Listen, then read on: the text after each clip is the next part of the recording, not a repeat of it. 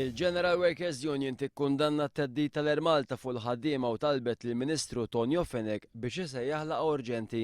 Daw wara li l-Malta fi sqarrija maħruġa tard il-ħamis filgħaxija qalet li jekk mhux ser jintlaq ftehim dwar ir-ristrutturar kienet ser tibda tagħti sensi. Għall-General Workers Union dan it-teddid mhux aċċettabbli. Fi sqarrija tard il-bira filgħaxija l-Malta wissiet lill-ħaddiema li jekk ma jaċċettawx l-iskemi ta' irtirar kmieni fi żmien li ġej, mhux se jkun hemm ebda żl-oħra ħlief li jintużaw miżuri oħra biex jitkeċċew mill-linja nazzjonali tal-ajru Air Malta. Ir-rwejjaħ qed jerġgħu jinxtammu fl-inħawi qrib Hexagon House fil-Marsa. Dawn qed iwasslu biex numru ta' ħaddiema jmorru fiċ-ċentri tas-saħħa kif reġgħu bdew isofru mill-konsegwenzi fuq saħħithom. Il-ħaddiema ġew iċċertifikati mit-tobba li jeżaminawhom li kienu qed isofru mill-konsegwenzi ta' gassijiet perikolużi. Jirriżulta li uffiċjal għoli tal-MEPA beda jgħeddet lil dawn it-tobba li kien ser jirrapporthom jekk kienu ser jibqgħu joħorġu ċertifikati simili. Fis-qarja l-kelliem ewlieni laburista tal-ambjent Leo Brincat qal bħala Ministru responsabbli għal MEPA Lorenz Gonzi huwa fid-dmir li jniedi investigazzjoni indipendenti. Illum qed tiġi mfakra l-ġurnata li fiha spiċċat l-ewwel gwerra dinjija fil-Belt Valletta ġew sparati żewġ kanuni biex jitfakkar dan l-avveniment. Sa dan it-tant bħala parti minn dit tifkira n-numru ta' tfal tal-iskola selmu l-vittmi tal-ewwel gwerra dinjija u fakru d-batijiet li għaddew minnu l-Maltin f'dak il-perjodu illi fih batew il-ġuħ. L-attivitajiet ikomplu l-ħadd li ġej jinkludu quddiesa mmexxija mill-Arċisqof Paul Cremona u ċerimonja ħdejn il-Monument tal-Gwerra fil-Furjana.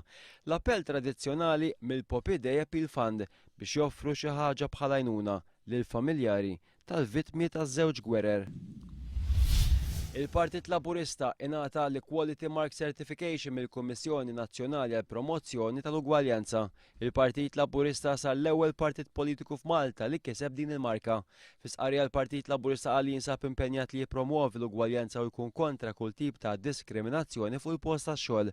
Minn barra hekk joffri miżuri li jgħinu l-ħaddiema jkollhom aktar ħin ta' kwalità mal-familji tagħhom.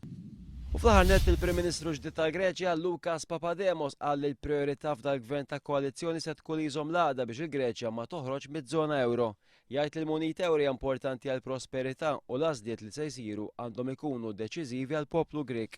Papademos li fil-passat kien viċi President tal-Bank Ċentrali Ewropew inħatar mexxej tal-gvern ġdid transitorju qabel ma aktar tard illum jinħatar il-kabinett il-ġdid. Lukas Papademos qed ikun meqjus bħala l-aħjar għażla fil-klima politika preżenti fil-Greċja.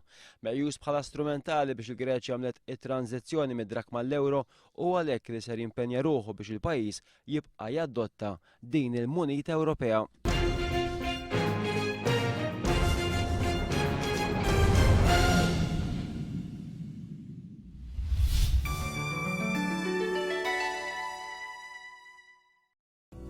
Għal-kumplament tal-jum tal-ġimgħa hemm se jkompli ftit imsaħħab li jsir pjuttost imsaħħab minn ħin għal ieħor bħal biet iżolati tax-xita mal-lejl, viżibilità tajba, riħ ħafif għal moderat mit-tramuntana, baħar ħafif għal moderat imbagħad baxx mill-vant li jsir mill-Majstral.